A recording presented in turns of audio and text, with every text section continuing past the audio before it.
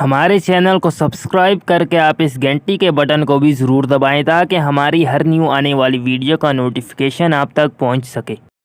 بسم اللہ الرحمن الرحیم۔ قیس رضی اللہ تعالی عنہ روایت کرتے ہیں کہ میں نے ابو مسعود رضی اللہ تعالی عنہ کو فرماتے ہوئے سنا کہ رسول اللہ صلی اللہ علیہ وسلم نے فرمایا، سورج اور چاند کسی کی موت کے سبب نہیں گہناتے، بلکہ وہ خدا کی نشانیوں میں سے ایک نشانی ہے۔ جب تم ان کو گہن ہوتے دیکھو تو نماز پڑھو۔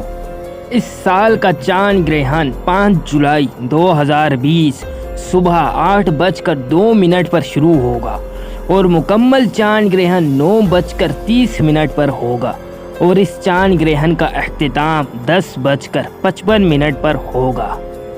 پاکستان میں یہ چاند گرہن نظر نہیں آئے گا کیونکہ صبح کے وقت سورج کی روشنی کی وجہ سے پاکستان میں کسی بھی علاقے میں یہ نظر نہیں آئے گا، لیکن اس کے اثرات ضرور ہوں گے۔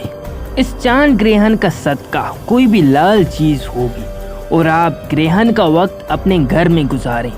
جب بھی چاند گرہن ہو تو آپ اللہ کے ذکر میں رہیں اور استغفار کرتے رہیں، کیونکہ سورج گرہن اور چاند گرہن اللہ کی نشانیوں میں سے ایک نشانی ہے۔